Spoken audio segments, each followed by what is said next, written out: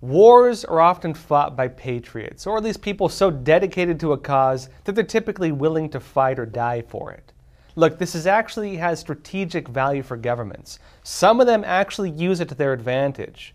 The threats of war, the drums of the war hawks, these often act as the rallying calls that unify a nation really behind a patriotic idea. Sometimes just the talk of a war, the shows to prepare for a war, they're enough sometimes to get people to unite behind a common patriotic cause. But look, it appears now, these threats of war, these rising tides of enemy nations, they are no longer uniting Americans.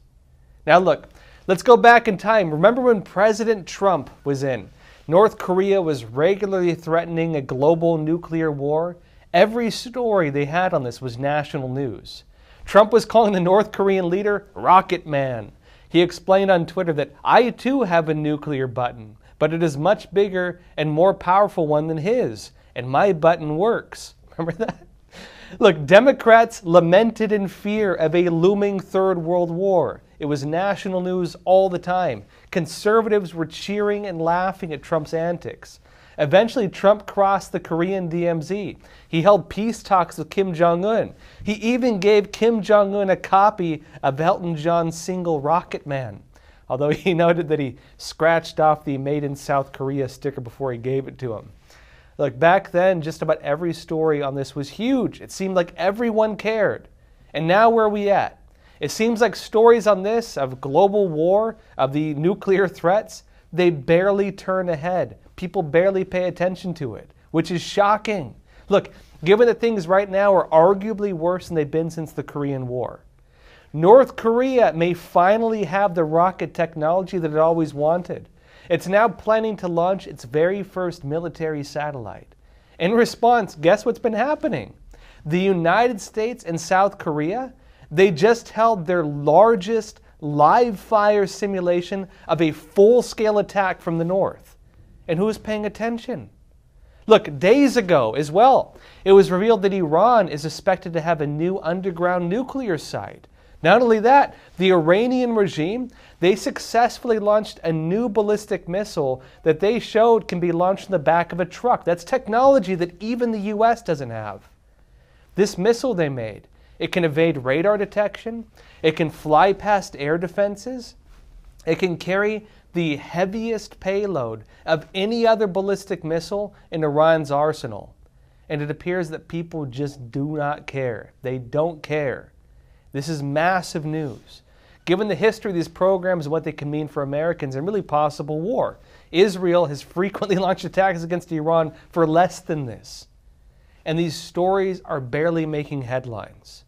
Then, of course, there's China. Look, the CCP, remember when it flew that spy balloon over the United States? It had to be shot down by the US military. As we speak, the Chinese Communist Party is pushing for a global campaign of de-dollarization as a form of financial war against America. It's talking openly about invading Taiwan. It's issuing internal preparations for war, telling the Chinese people and the Chinese military to prepare for war. This is on top of the fact we just learned the Pentagon, they had a study showing that COVID-19 did in fact very likely come from a lab leak. And it's very possible the CCP was responsible. Remember all these debates on that? And still, America's patriots do not seem to be budging. These war hawks cannot bang their drums hard enough right now. The public right now, they're more concerned about what's happening domestically. They're looking at the southern border. They're looking at crime on America's streets. Now, what about Russia and Ukraine, the real war happening as we speak? Well, look, the war hawks certainly tried to win support. Technically, this is a proxy war. And as it now stands, the Ukrainian flag pins and slogans of I stand with Ukraine, they appear to have partisan connotations. The American patriots do not seem to care. In fact, it may even be the opposite. Discontent among conservatives with what's happening right here in the United States is so severe that even Russia is trying to capitalize on it. Russian state media actually reports the country, they're now building a settlement for conservative Americans and Canadian immigrants who want to flee their own countries for ideological reasons. They're trying to paint Russia as a global safe space where Christians in particular can escape wokeism. And the plans were announced on this as well by a partner with the Vista immigration law firm, who Russian media says was involved in the development of the project. Watch this. В Московской области в 2024 году будет начало положено строительству американской деревни, куда планируется заселить порядка 200 семей американцев, в основном это православные христиане. Американцы, канадцы, которые по идеологическим причинам хотят переехать в Россию. В Америке их признают domestic terrorists, и поэтому потенциально там сотни тысяч таких католиков готовы были бы переехать в Россию. Now, aside from them trying to provide a safe space for Americans who believe they're being labeled as domestic terrorists, there are even Russian propaganda videos going around trying to get American military veterans to go to Russia to fight for the Wagner private military company. Watch this. You were a hero to your country, giving your best years in the army. You dreamed of defeating evil. You dreamed of doing much to make America great again. You began to realize that this is the side of evil. This is not the America the founding fathers dreamed of. It has become the focus of the evil that is destroying the whole world. And today, the only country fighting this evil is Russia. Now look, last I checked, there haven't been any major reports of American conservatives fleeing to Russia to either fight or live there. But propaganda like this does tend to capitalize on moral arguments. It's as old as the war itself, as old as things go with this. It aims to try to convince the enemy to surrender or to break ranks before a battle begins. The idea really behind this is to manipulate a person's will to fight or lack thereof. Sometimes it's not even about taking sides in a conflict at all. Sometimes people just stop seeing a moral will to fight. They can feel that neither side of the conflict has their interests in mind. Neither has a moral high ground. Or simply feel that neither side represents enough of a moral incentive to drive them to actually want to fight for it. War requires people who believe in a cause or an idea to such an extent, again, that they're willing to kill or even die for it. The current threats against America do not appear to be resonating with Americans at that threshold. None of them.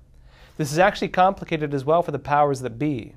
Look, while there was typically dissent in America's wars over the past few decades, look, going back to Vietnam all the way to Afghanistan, it was usually the patriotic Americans who stepped up to the plate to fight. It was the men and women who carried the flag, the people who believed in the American idea. Today's conflicts are different. As rallying calls were issued for I Stand With Ukraine, as the CCP gears up for war, as cross-border tensions with Mexico over its cartels are growing, and they're talking about going to war with them as well, the main groups calling for war are no longer patriotic Americans. It's mostly coming from the anti-America left. I Stand With Ukraine pins, they've become political emblems. The patriots, the ones who would normally step up to fight, they are becoming disenfranchised. This raises some real serious questions for the country's leadership. Right now, folks, if a war broke out tomorrow, who would be the nation's fighting force? If a war breaks out, where will America recruit its young men from? We now face the image of the woke military, the vaccine mandate enthusiasts, the perceived anti-Christian bias. Even the label of patriot is used as a derogatory term by the country's left. It's almost on par with being called a terrorist at this point. But look, for the United States, this should be a very deep concern. The country's losing its conventional fighting force. The American patriots are disenfranchised on the moral good of what the nation stands for. And again, if a war breaks out, it's even possible that the patriots are going to become the conscientious objectors.